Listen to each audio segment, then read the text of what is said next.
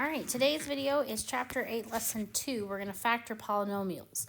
So remember, when we distributed, Oprah said, you get a car, everybody gets a car. Today is Oprah telling us, give me your car back, everyone gives me their car back. So this is the opposite of distributing.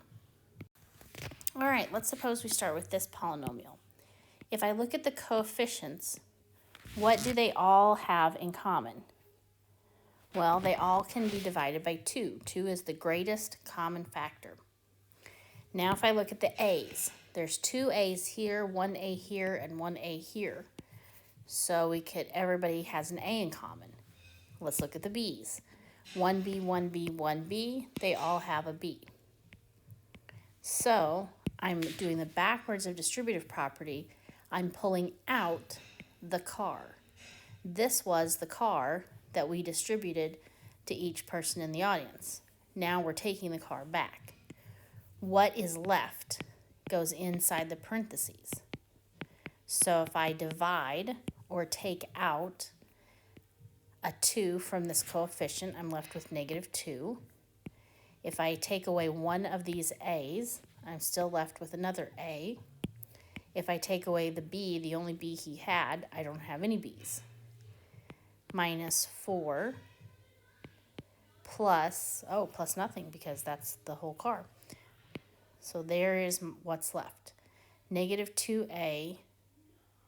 Oh, we got to have something in the back. You know what we're going to have is a 1. Because if we don't have some audience member, and I think he's going to have to be a positive 1, because if we distribute, then that's how we would get the third term. Okay, so that one was a little goofy because this third term was the car. Okay, so let's double check what we did. We looked at each of the terms. This is 3 terms. And we said, what did they all have in common? The greatest common factor is a 2 and 1A and 1B. So when I take it out of each term, then whatever's left goes in the parentheses. All right, I got 4 examples in a row. We're going to go through these 4 examples quickly. We're going to ask ourselves, what do these 2 terms, I just made 2 terms in each one of them, what do the 2 terms have in common? So on the first one, they both have a 3, but the variables are different. What's left is a 5. Nothing happened to that W squared, so he's still left. And the X is still left with a subtraction sign. What do these guys have in common? Well, they have the 3 in common, but this time they also have a W in common. So the greatest common factor is 3W. 15 divided by 3 is 5. A W, we have 2 W's, W times W. And if I take away one of those W's, I'm still left with 1. If I take away the 3 and I take away the W, we're back up to this situation. I'm going to have to say subtract 1. Okay. What do these guys have in common? Well, they both can be divided by 3 and they both have a W. So I'm left with 5 and I'm left with that 1 again. Okay, in this last one, what do they both have in common? Only a 3. Divide by 3 and I get 5. I'm not doing anything with the W, so he's still left. So there's our answers. Here's your first video question. Factor this guy. So who's going to go out here? What do they have in common? And who's going to go in here? What do they have left?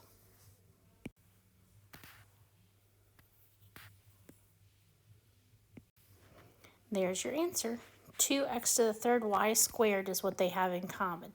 Both of them can be divided, the coefficients can be divided by 2. 5 and 6 is what's left after you divide that by 2. I have 5 y's and 4 y's, 3 y's and 2 y's, so the most y's we can take are 3 and 2. So if I subtract, 5 minus 3 is 2, 4 minus 2 is also 2, and these guys are gone because they're now on the outside. All right, let's look at this polynomial. It has 4 terms. And you might be thinking to yourself, there is no greatest common factor.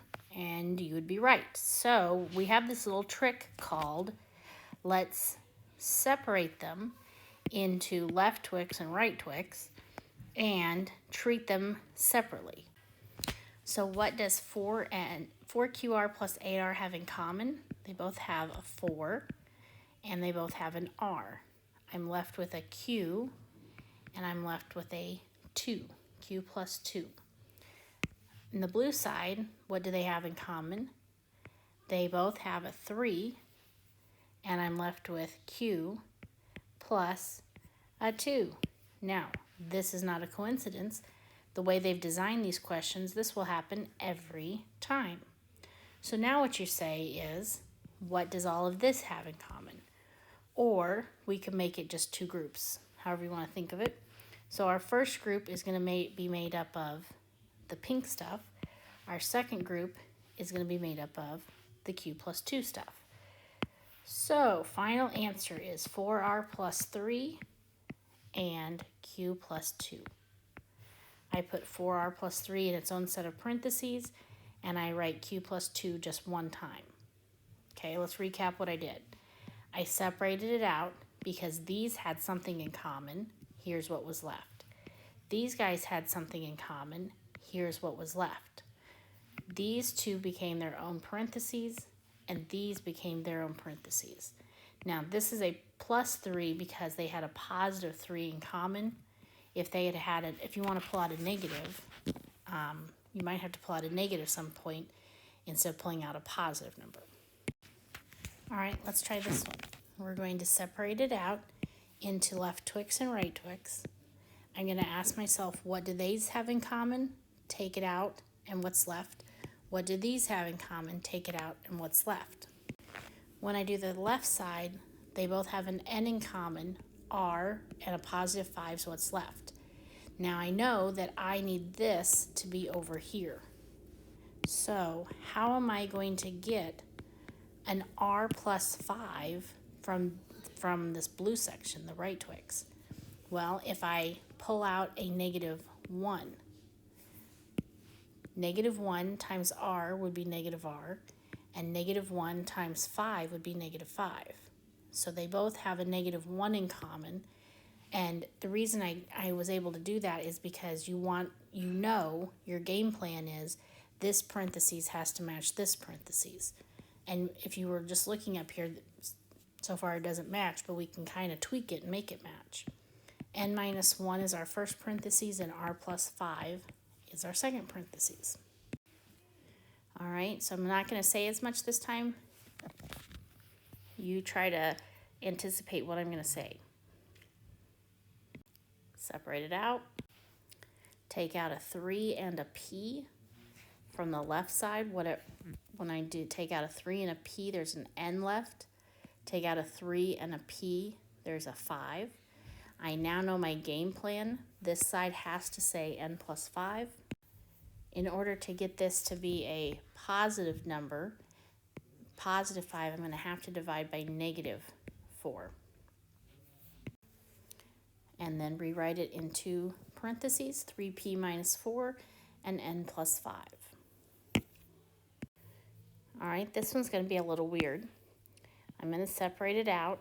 I'm going to make my parentheses. I'm going to pull out the greatest common factors. When I do that on the left side, I can take out a 2 and an M. They both have, can be divisible by 2, and they both have the letter M. K is left, and a minus 6 is left. So I know that I want this side to say K minus 6. But the way it's written doesn't look like it's going to be K minus 6. What if I took out 7 from both sides? I would get positive 6, right? 42 divided by 7. And I would get negative K. So if I do that, my 6 is positive and my K is negative. But over here, my 6 is negative and my K is positive. So that didn't work. Let's, instead of taking out a positive 7, let's see if we take out a negative 7, what will happen. If I take out a negative 7, I would get a negative 6 and a positive K. I know, that's crazy, right? But let's distribute it back again. Does a negative 7 times a negative 6 give me positive 42? Sure does. Does a negative 7 times a positive k give me a negative 7k? Sure does. Now my 6 is negative and my k is positive. It's fine that they are backwards of each other. When I write it again, I can just write k minus 6 or negative k minus 6. 2m minus 7 is my other parentheses, but this can be written in this order or this order. This just looks a little bit better. All right, your last question of the video is to factor this guy by doing the squiggle, breaking it into 2 pieces method. Good luck.